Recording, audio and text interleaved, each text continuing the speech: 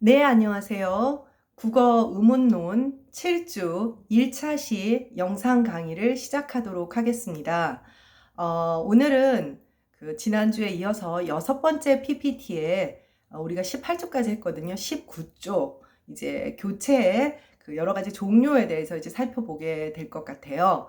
일단은 6번째 PPT에서 우리가 이제 17쪽부터 이야기가 전환이 되었죠, 주제가. 그래서 교체와 이형태를 배웠고, 그 다음에 18쪽에서는 그 이형태 교체의 즉 종류가 여러 가지가 있다라고 해서 교체의 조건, 컨디션에 따라서 조건 교체와 무조건 교체가 있고, 그 다음에 교체의 모티베이션, 동기에 따라서 자동적 교체와 비자동적 교체가 있고, 그 다음에 교체의 방식, 매너에 따라서 규칙적 교체와 그 다음 불규칙적 교체가 있다라는 것까지 이야기를 하고, 지난번 6주 강의를 마쳤습니다. 오늘은 여러분들이 혹여 까먹었을까봐 다시 한번 환기시킨 거고요. 19조, 그러니까 교체의 여러 가지 종류들 가운데 하나씩 이제 살펴보게 될 것 같아요. 네, 19조 교체의 종류에서 보면 우리가 맨 처음에 봤던 교체의 조건에 따라서 분류를 했을 때 조건 교체냐, 무조건 교체냐. 그러니까 뭐 얘기는 간단해요. 이 형태의 교체가 일어날 때, 조건이, 컨디션이 결정되어 있으면 조건 교체고, 컨디션이 결정되지 않으면 무조건 교체인 거죠. 그러니까 무조건 교체는 사실은 예측이 불가능한 그런 교체가 되는 반면, 조건 교체는 환경을 보면, 소위 뭐 언어학적 용어로는 뭐 environment라고 하는데, 인풋과 아웃풋의 그 환경을 확인을 하게 되면 이제 예측이 가능한 그런 교체의 유형이 나오게 되는 거죠. 그래서 여러분들이 사실은 이미 학교문법에서 어느 정도 알고 있는 얘기들인데, 그것들을 이제 개념으로 분류를 한 것입니다. 그래서 조건 교체는 네, 19쪽 PPT를 함께 볼까요? 각 이 형태의 실현 조건이 서로 다른 교체를 말하며 이것을 조건 변이라 한다. 그러니까 이 형태가 출현을 하는데 조건이 서로 다른 거예요. 그러니까 이 조건에서는 A라는 이 형태가 나타나고 또 다른 조건에서는 B라는 이 형태가 나타나는 거죠. 그러니까 이것은 조건이 결정되어 있는 이 형태의 출현인 거예요. 그래서 이런 것들을 조건 변이는 이제 variation의 이제 번역인데요. 어쨌든 변이형도 일종의 이 형태하고 같은데요. 변이형이라고 하면 이거는 조금 더 방언이라든지 다른 이제 음성적 차원으로 넘어가기 때문에 조금 다른 용어기는 해요. 네, 의문론적으로 조건된 교체가 있고 형태론적으로 조건된 교체가 있습니다. 사실은 형태론적으로 이거 외에도 뭐 통사론적으로 조건된 교체, 의미론적으로 조건된 교체, 활용론적으로 조건된 교체와 같이 사실은 다른 조건들이 있기는 있는데, 이게 우리가,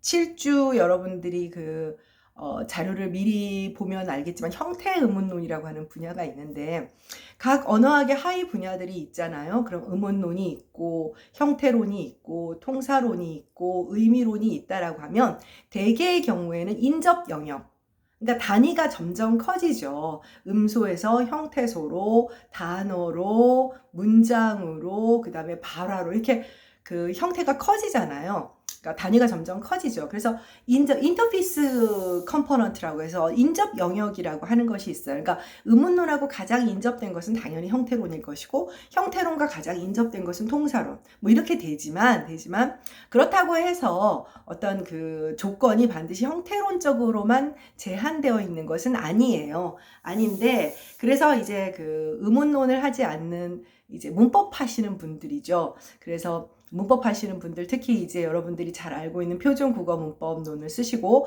또 중세 국어 강독 자료를 감수하신 편찬하신 고영근 선생님 같은 경우는 의문론 하는 사람들이 왜 형태론의 영역을 넘보느냐. 이제 나중에 더 우리가 아마 2차시 수업에서 요번 주 2차시 수업에 배우게 될 텐데, 그러니까 순수 의문론의 영역에만 머물러라.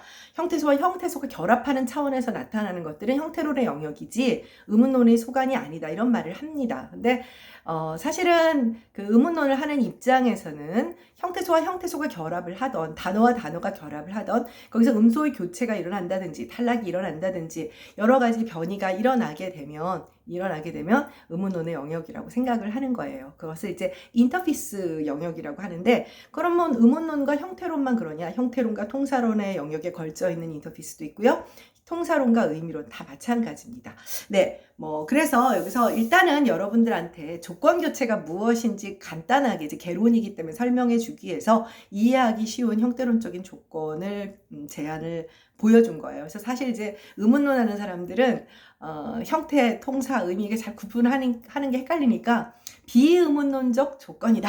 그러니까 의문론적으로 조건된 교체와 비의문론적으로 조건된 교체다, 이렇게 non-phonological conditioned라고 이렇게 얘기를 하면서 사실 그 부분은 굉장히 공격을 좀 많이 받고 있는 면이 없지 않아 있죠. 근데 왜 그러냐면 그걸 형태론적으로 국한시키거나 이렇게 했을 때 또 이게 의미와 연결이 되기도 해서 그래요. 일단 여러분들은 조건된 교체가 무엇이냐만 이해를 하고 있으면 됩니다. 자, 의문론적으로 조건된 교체, 우리가 잘 알고 있는 주격조사죠. 주격조사 이가의 출현은 체언어감 말음이 자음이냐 모음이냐에 따른 거예요. 자음, 모음은 의문론적인 개념이잖아요. 그렇기 때문에 이것은 의문론적으로 조건된 교체라고 합니다. 그러니까 주격조사 이는 자음 뒤에 온다, 주격조사 가는 모음 뒤에 온다라고 하는 것이 자음, 모음 개념 자체가 의문론적인 것이니까 이런 것을 의문론적으로 조건된 교체라고 이야기를 합니다. 자, 반면에 우리가 알고 있는 밭이라고 하는 단어가 있어요. 근데 얘는 밭에라는 발음이 표준 발음이죠. 그리고 밭이, 밭을, 밭은, 밭으로. 물론 여러분들 평상시에 내가 이렇게 발음하나, 밭이, 밭을 이렇게 해요. 이건 나중에 아마 그 논문 여러분들이 그 주제로 이제 선택하는 친구들은 좀 더 공부를 하게 되겠지만, 그거는 이제 표준 발음은 아닌 경우고요. 표준 발음의 경우에는 척격조사 앞에서는 그러니까 티읕의 말음, 그러니까 유기음의 치조 폐쇄음이 유지되는 반면, 다른 조사 앞에서는 이제 당연히 그러니까 치읓으로, 경국의음으로 이렇게 실현되는 거 우리가 다 알고 있죠. 그런데 그러다 보니까 척격조사 앞이라고 하는 특정의 형태소 앞으로 국한되는 발음이에요. 그러니까 자, 특정의 문법 형태소 앞이죠. 그러니까 이런 것은 형태론적으로 조건된 교체다. 그래서 밭과 밭이, 티읕 받침과 치읓 발음의 교체는, 이 교체는 조건 변이이긴 한데 그 조건은 형태론적이다 라고 규정을 하게 됩니다. 네, 이해가 가지요? 네, 다음 페이지로 가도록 하겠습니다. 네, 그러면 이제 무조건 교체는 뭐냐? 무조건 교체는 각 이 형태가 같은 조건에서 자유롭게 실현되는 것으로 프리베리에이션, 자유변이라고 해요. 여러분들 영어 발음 중에 경제학이라는 단어가 있잖아요. 그럼 economics가 맞아요? economics가 맞아요? 고개가 갸우뚱되죠. 둘 다 맞아요. 동일한 위치에서 어떨 때는 economics, 어떨 때는 economics. 그쵸? 이런 경우를 자유변이라고 합니다. 자유변이라고 해요. 자, 여기에 그러니까 이거는 왜라는 것에 대한 답을 할 수가 없어요. 조건을 얘기할 수가 없어요. 그러니까 자유롭게 변이하는 것이죠. 그래서 예를 들면 내가 노트북 가지고 갈게. 알겠어. 내가 노트북 가지고 갈게. 이따 갖고 갈게. 사실은 친구랑 통화하면서 이렇게 한꺼번에 한 사람이 말하죠. 내가 가지고 갈게. 내가 갖고 갈게. 자, 가지고 와, 갖고의 출현은 분명히 이 형태지만 똑같이 고 앞에서 실현돼요. 가지고 갈게, 갖고 갈게. 그죠? 분명히. 동일한 환경에서 그냥 자유롭게 변이를 해요. 그러니까 이것은 뭘까요? 조건 교체가 아니라 무조건 교체라고 할 수가 있겠죠. 선생님 얼굴이 너무 커서 여러분들이 부담스럽겠다. 조금 뒤로 물러날게요. 네, 그 다음에 있는 흐르다와 흘르다도 마찬가지예요. 흐르다 같은 경우는 이제 물이 흐르고, 그렇죠. 나르다도 마찬가지예요. 나르다, 날고, 날르고, 자유롭게 교체하죠. 이런 것들을 이제 자유변이라고 합니다. 물론 가지고 갖고의 경우에는 준말이라는 표준말과 준말이 있고요. 본말과 준말이 있고요. 흐르고에서는 흐르고가 표준 어형이고 흐르고는 비표준 어형이라는 차이는 있지만 음운론의 기술에서 보면 이들은 똑같은 환경에서 출현하는 무조건적인 교체, 즉 자유변이의 형태라고 할 수가 있습니다. 여기 무조건 교체의 경우 지금 특히 여러분들이 보고 있는 얘들은 화용론적으로 조건된 교체로 볼 수 있어요. 화용론이라고 하는 것은 프래그마틱스라고 하는 그 언어학의 하위 분야인데 우리 이정택 선생님이 의미론 수업에서 조금 소개를 해주시지 않을까 싶은데, 화용론의 여러분들 음운론의 기본 단위는 음소죠, 형태론의 기본 단위는 형태소죠, 그 다음에 통사론의 기본 단위는 문장이죠, 센텐스죠. 그리고 의미론이라고 하는 것은 음소는 이제 당연히 의미를 변별하는 단위고, 형태소나 단어나 문장의 의미를 다루는 것이 의미론이잖아요. 그럼 화용론은 뭐냐면 utterance를 다루는 거예요. utterance. utter가 뭐예요? utter. 영어에서 찾아보면 말하다예요. 네, 그러니까 sentence라든지 이런 것들은 기본적으로 written language, 구어보다는 문어를 대상으로 한다라고 한다면, 화용론은 기본적으로 말씀 하자에 쓰일 용자, utterance, 발화의 상황에서, 구체적인 구어의 상황에서 이 말이, 구어가 어떠한 의미를 갖게 되는가를 연구하는 것이 화용론이에요. 전형적인 구어 대상의 그 학문이라고 할 수 있죠. 대표적으로 화용론적 개념 중에 언표내적 효력이라고 하는 것이 있어요. illocutionary force라고 해서, 언표내적 효력이라고 하는 것은 표면적으로 우리가 한 발화의 정보적 의미 외에 숨기고 있는 거예요. 예를 들면 가장 대표적인 게 비꼬는 말이나 완곡어법 같은 거예요. 완곡어법 같은 거. 예를 들면 아빠가 너무 술 먹고 늦게 들어왔어. 그럼 엄마가 뭐라 그래요? 잘 놀고 왔어요? 이게 진짜로 묻는 거예요. 잘 놀고 왔어요? 그럼 아빠가 잘 놀고 왔어요. 네, 아니요. 이렇게 대답하지 않죠. 거기서 더 큰 부부싸움을 안 가면 다행이죠. 이건 뭐냐면 잘 놀고 왔어요라는 그 표면 문장 밑에 깔려있는 실제 의미는 뭐냐? 아주 정말 괘씸하구만, 이렇게 살아, 이런 여러 가지 그런 것이 그 utterance 밑에 깔려 있는 거예요. 완곡어법도 마찬가지. 예를 들면 강의실이 너무 껌껌해. 그럼 들어오는데 과대 불 좀 켜봐, 불 좀 켜라, 이렇게 말을 하면 명령형이잖아요. 간혹 기분 나쁠 수도 있죠. 그러면 강의실이 너무 어두운데 불 좀 켜볼까? 강의실이 너무 불 좀 켜볼까? 그러면 안 되고, 그건 취소. 강의실이 너무 어두운데, 그러면 스위치 옆에 있는 친구가 불을 켜게 되죠. 분명히 교수는 강의실이 어둡다라고 하는 표면 발화를 했을 뿐인데 마치 명령형과 비슷한 행동 유발을 하게 되죠. 이런 것들을 연구하는 것이, 언어 발화의 실제적인 상황을 연구하는 것이 이제 화용론입니다. 그래서 여기 이제 화용론적인 조건이라고 하는 이유를 알겠죠. 같고는 분명히 준말이라고 했어요. 준말은 어때요? 상대적으로 구어적 상황에서 많이 쓰는 것이고, 그 다음에 비표준적인 발음도 분명히 여러분들은 하늘을 날고 나니라고 아는 걸 알고 있어요. 리을을 탈락시켜야 돼요. 그런데 평소에 날르니까, 나르니까 이런 표현을 쓰죠. 비표준적인 표현. 그거는 발화에서 나타나는 경우가 훨씬 크죠. 그래서 이런 것들을 화용론적인 조건이라고 합니다. 화용론적인 조건은 발화의 맥락, 격식, 포멀이냐, 인포멀이냐, 이렇게 포멀한 상황이냐 아니냐를 따지기도 하고, 화자의 태도, 화자가 예를 들면 겸손한 거냐, 공격적이냐, 이런 것들을 다 포함하는 언어 외적 어떤 이런 것을 이제 컨텍스트 클루라고 합니다. 컨텍스트 클루. 좀 빗나가는 얘기인데, 눈치라는 말이 외국에는 없다면서요. 그래서 그 K-팝 사전, K-팝 딕셔너리라고 하는 게 있대요. 선생님이 요번 학기에 한류어 언어를 하다 보니 참 다양한 걸 알게 되는데, 거기에 보면 눈치라는 단어가 있대요. 근데 영어로 번역하지 않고 말 그대로 눈치해서 로마니제이션을 해놨는데, 한국 사람들은 굉장히 그 눈칫밥 얼마다, 눈치는 밥 말아 먹었냐 등등, 눈치가 빨라야 한다. 이제 말하자면 이게 뭐냐면, 사실은 대화나 어떤 상황에서의 컨텍스트 클루라는 말이 눈치인 거예요, 사실은.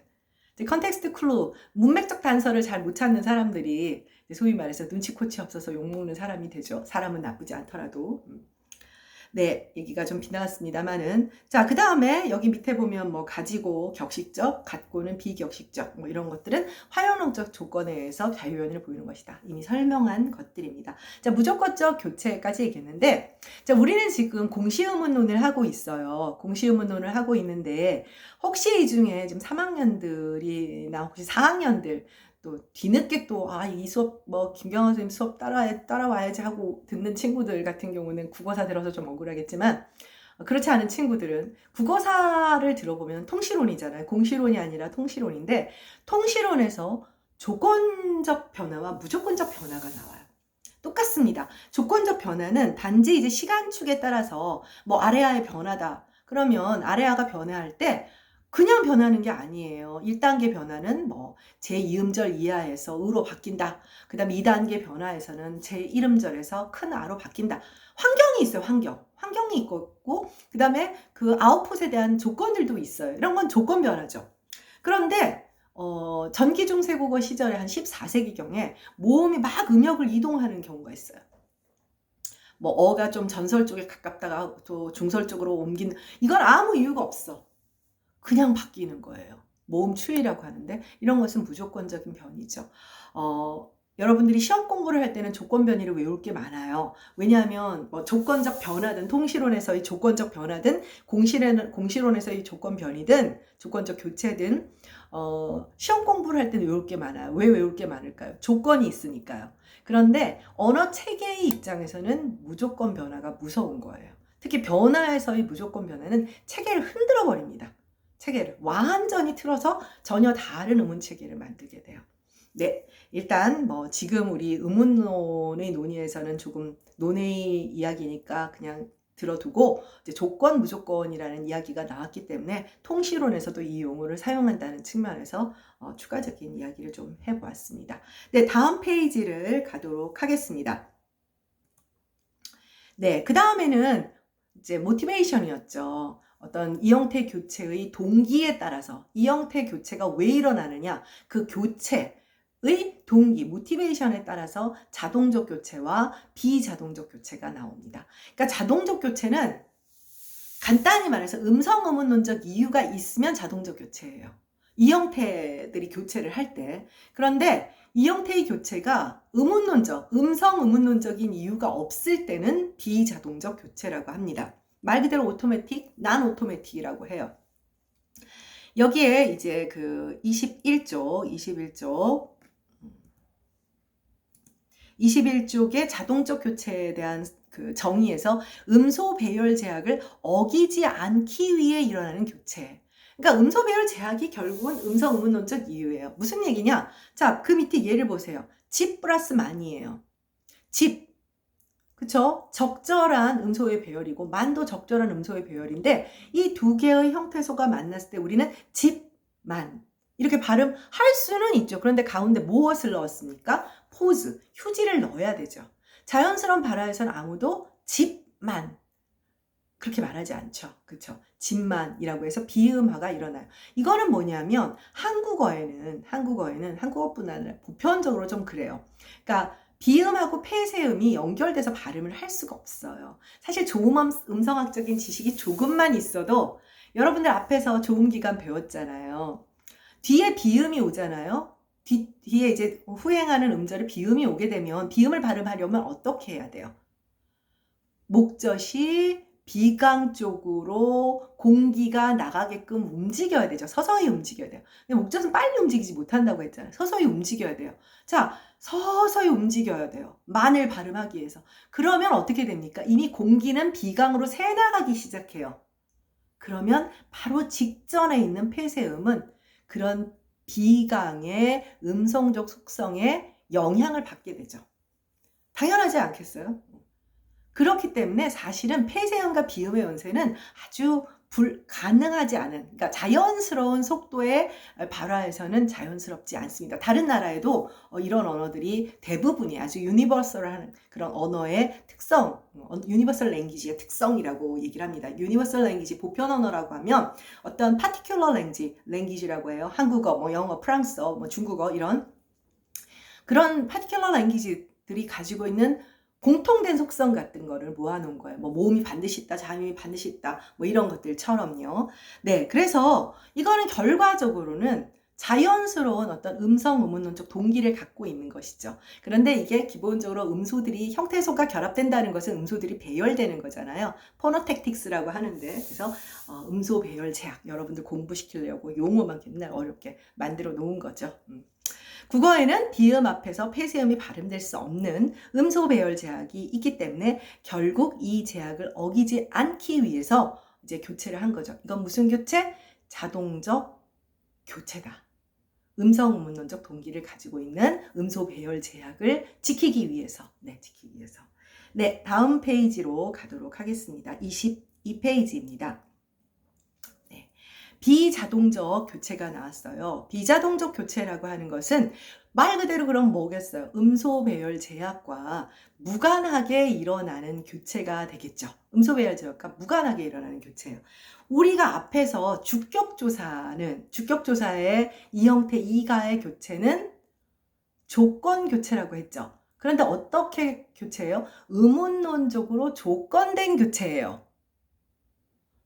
그런데 이거는 음소 배열 제약과는 무관해요. 그러니까 여러분들한테 이게 가장 헷갈리는 것이면서 그래서 대표적으로 늘 설명을 하게 되는데, 자, 이가의 이 형태의 교체는 일단 조건으로 보면 의문론적으로 조건된 거예요. 자음으로 끝나는 체험 어간 D냐, 모음으로 끝나는 체험 어간 D냐에 따라서 그 조건에 따라서 이 형태가 이나 가로 결정되지요. 그런데 자 보세요. 자, 꿈이고 철수가라고 해야 돼요. 그런데 꿈가라는 발음이 안 돼요? 되잖아. 철수이가 발음이 안 돼요? 되잖아. 꿈가도 되고 철수이도 돼요. 참고로 말하면 17세기 이전에는 가라고 하는 주격조사가 아예 없었어요. 자, 발음이 불가능하기 때문에 등장하는 교체가 아니죠. 음성 의문론적으로 조건된 음소 배열 제약과는 무관한 거예요. 그러니까 동기는 음성 의문론적인 것이 아닌 겁니다. 그렇기 때문에 이것은 비자동적 교체가 돼요. 그래서 잊어버리지 말아요. 주격조사의 이 형태 교체는 출현 환경, 즉 컨디션, 조건은 의문론적이지만 음소 배열 제약과는 무관하기 때문에 non-automatic, 비자동적 교체가 됩니다. 비자동적 교체가 돼요. 그래서 이 음소 배열이 불가능한 음소 배열이 아님에도 이 형태 교체가 일어난다. 이렇게 해서 이것은 그 비자동적 교체다. 그래서 주격조사 이가는 아주 적절한 예가 됩니다. 여러분들을 헷갈리게 하기 딱 좋은 그런 예이기도 하면서요. 다음 페이지로 가보도록 하겠습니다. 23쪽입니다. 23쪽. 자, 이번에는 마지막이 뭐였죠? 이 형태 교체의 방법. 이 형태 교체의 방법이라고 하는 것은 뭐냐면, 일종의, 단 하나의 이 형태, 예를 들면 주격조사 2가 같은 경우는 얘네들만 그렇게 움직이죠. 가지고 갖고도 얘네, 그 한 형태소의 이 형태의 문제예요. 한 형태소의 이 형태 문제인데, 규칙적 교체냐 불규칙적 교체는 비슷한 유형의 이 형태 교체를 보이는 뭉태기가 있어요. 자, 가장 대표적으로 불규칙 동사 알죠? 이게 불규칙 교체거든요. 자, 그러면 비읍불규칙이다 그러면은 돕다 하나만 있나요? 아니죠. 곱다도 있죠. 그죠? 줍다도 있죠. 많아요. 시옷불규칙도 마찬가지고 히읗불규칙은 없군요. 뭐 의불규칙도 마찬가지고 형태소 하나의 이 형태가 아니라 하나의 이 형태가 아니라 그런 패러다임을 보이는 패턴을 보이는 형태소들이 한 뭉태기에 같이 있는 거예요. 그런데 그 비슷한 부류의 애들이 다 불규칙하면 불규칙 패러다임이고 규칙적이면 규칙 패러다임이 되는 거예요. 그래서 아마 그 선생님 그 논문 준비를 여러분들이 공부하는 친구들이 이제 패러다임이란 얘기가 나오면서 거기에 보면 규칙 패러다임으로 유출한다 이런 얘기가 나오는데, 그래서 이거는 뭐냐면 매너를 말하는 거, 어떤 교체의 방식이라고 하는 것은 사실은 비슷한 부류의 교체를 보이는 많은 형태소의 묶음과 관련이 있어요. 자, 규칙적 교체는 사실은 그 이해하기 가장 좋은 방법은, 자, 잡다, 잡고, 잡으니 비읍 정칙이죠. 혹은 규칙이라고 부르죠. 정칙 혹은 규칙 동사라고 부르죠. 그 다음에 비읍, 불규. 그거 두 개를 대비해 보면 규칙적 교체와 불규칙적 교체는 확연하게 구별이 됩니다. 용언 어간의 경우에. 네. 그래서 규칙적 교체를 먼저 보도록 하면, 이제 같은 방식으로 교체하는 형태소 부류 이렇게 되어 있잖아요. 형태소 부류를 의문론적으로나 형태론적으로 정의를 할 수 있으면 규칙적 교체가 돼요. 규칙적 교체가 돼요. 규칙적 교체가 되어서 잡고, 자, 이 경우에 항상 경음으로 실현하죠. 잡고, 돕고. 자, 무슨 얘기냐? 어미 고는 이 형태가 두 개예요. 평음인 고도 있고, 자, 여러분들이 평상시에 생각해 보지 않았겠지만, 어간의 불규칙 교체는 불규칙 동사니 뭐니 여러분들이 다 알고 있어요. 그런데 조사나 어미도 이 형태가 있는 교체를 하는 경우가 있고 안 하는 경우들이 있단 말이에요. 이 형태가 있을 때도 있고 없을 때도 있죠. 만이나 도 같은 조사는 이 형태 없어요. 걔는 딱 하나예요. 그런데 주격조사 이가도 그렇고 목적격 조사도 그렇고 그 다음에 지금 어미의 고고 특히 폐세음, 미파 폐세음 다음에서 경음화가 실현이 되잖아요. 뭐 죽다 뭐 이런 경우처럼 그런 경우는 보통 어떻게 되냐면 조사든 어미든 평음과 경음의 이 형태들을 모두 가지고 있어요. 동일한 교체를 보이는 형태소 부류가 되는 것이죠. 그런 것들을 규칙적 교체 패러다임을 보인다라고 하는 겁니다. 자, 그래서 밑에 설명을 보면 어미 고는 어간말의 미파 폐세음 뒤에서 설마 벌써 잊어버린 건 아니죠. 미파 폐세음 혹은 불파 폐세음 뒤에서 경음으로 실현되므로 이 형태의 꼴을 가지게 되죠. 꼴을 가지게 되죠. 근데 이와 같은 방식의 교체를 보이는 또 다른 형태소들이 많은 거예요. 이 비슷한, 그래서 뭐라 했어요? 형태소 부류. 뭐 자, 뭐 예를 들면 가지 말아라, 가지. 뭐 잡지 마라, 경음. 뭐 하게 두어라. 그런데 먹게, 그쵸? 뭐 예를 들면 알도록 이렇게 되지만 뭐 죽도록 이럴 때는 경음으로 실현을 하게 되죠. 그러니까 형태소 부류가 되죠. 잊지 마세요. 이건 형태소 부류 개념입니다. 자, 이와 같은 교체는 기본적으로 예측이 가능하죠. 왜 예측이 가능해요? 미파 폐세음 다음에서는 경음화가 실현된다더라. 그렇기 때문에 규칙적 교체 패러다임에 해당하는 것이 됩니다.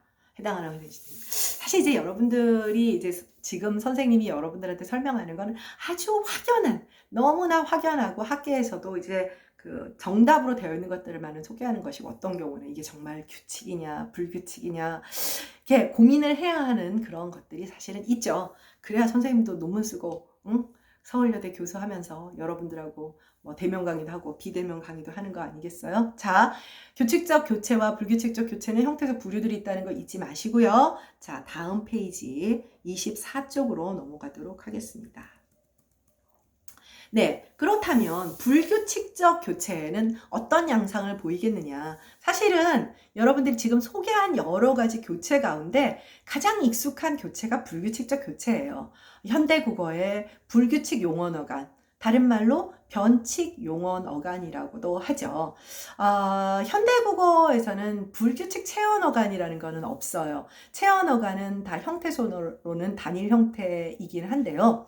15세기 이제 중세국어, 지금 우리 중세국어 같이 듣는 친구들은 이제 공부하게 될 텐데, 15세기에는 체언 어간도 용언과 비슷한 패턴을 보이는 불규칙한 것들이 있었답니다. 네, 현대국어에는 없어요. 현대국어에서는 어간 가운데에 불규칙 패러다임을 이제 보이는 것은 이제 용언 어간들 뿐입니다. 체언 어간은 모두 단일화가 되어서 뭐 이제 두 가지 형태로 나타나거나 그런 것은 없어요. 네, 불규칙적 교체는 같은 방식으로 교체하는 형태소 부류들이에요. 방식은 같아. 지들끼리는 똑같아. 돕다, 뭐 죽다, 뭐 곱다, 뭐 아름답다. 같은 방식으로 교체를 해요. 교체를 하는 형태소 부류인데 왜 교체를 하는지 의문론적으로나 형태론적으로는 정의를 할 수가 없어요. 자, 돕다가 도화가 되죠. 도화가 돼. 그럼 아가 붙었으니까 도에다가 붙었나? 이렇게 생각을 할 수 있죠? 그런데 도운이에선 또 도우가 돼요. 그러면 돕 있죠, 도 있죠, 도우 있죠. 에라, 이거 뭐야? 설명을 할 수 없어요. 의문론적으로 뭐 비읍이 우가 됐다고 할 거예요. 우가 비읍이 됐다고 할 거예요. 오가 갑자기 우가 됐다고 할 거예요. 우가 오가 됐다고 할 거예요. 설명을 한 방법이 없어요. 그렇기 때문에 그런 부류, 규칙, 교체 패러다임을 보이는 형태서 부류들이 있겠죠. 있음에도 불구하고 의문론적으로나 형태론적으로 설명을 할 수 없을 때 불규칙적 교체라고 합니다. 그래서 묻고 그다음에 물어. 굉장히 많죠. 엄청나게 많습니다. 자, 땅에 묻고와는 전혀 다르죠. 그건 알고는 있지만 이 디귿불규칙이죠. 얘는 중세국어에도 디귿불규칙이에요. 비읍하고 시옷은 아니에요. 네. 자, 설명할 방법이 없어요. 디귿이 리을로 된다. 리을이 디귿으로 된다. 이런 음문규칙은 여러분도 직관적으로 불가능하다는 생각이 들잖아요. 그래서 어간 마름에 디귿, 리을의 교체를 통해 이 형태를 실현하는 이와 같은 부류의 어간 형태소들은 여러분이 알다시피 너무 많아요. 많지만 이들 부류의 교체는 지극히 우연적인 것으로 의문론적으로나 형태론적으로 설명할 수 없고, 그러니까 예측이 불가능하다. 예측 불가능성. 왜냐하면 규칙이라고 하는 것은 기본적으로 규칙이라는 말은 예측 가능성을 함유해요. 함의하게 돼 있어. 함의하게 되어 있어요.